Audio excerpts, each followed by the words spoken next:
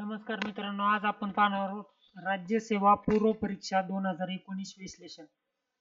विषय भारतीय राज्यघटना आणि प्रशासन.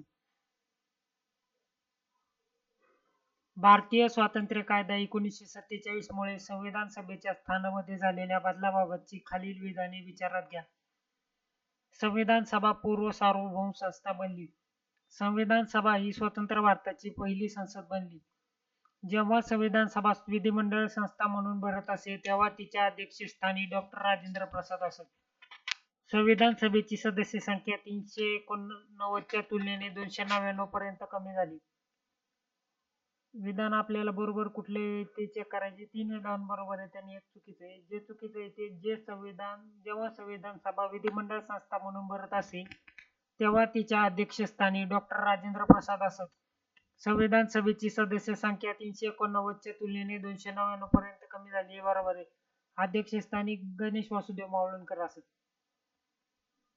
1978 च्या 44व्या घटना दुरुस्ती अधिनियमाद्वारे राष्ट्रीय आणीबाणीच्या संदर्भात खालीलपैकी कोणती तरतूद केलेली नाही.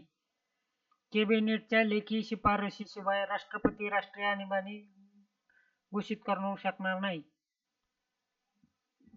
अंतर्गत शांतता ऐवजी सशस्त्र मंडळी हा शब्द प्रयोग करण्यात आला. अनुच्छेद 19 खाली असलेले 6 मूलभूत अधिकार हे केवळ युद्ध अथवा परकीय आक्रमणाच्या कारणास्तव घोषित करण्यात आलेल्या आणीबाणीत निलंबित करता येतील. सशस्त्र मंडळीच्या कारणास्तव घोषित करण्यात आलेल्या आणीबाणीत निलंबित करता येणार नाहीत.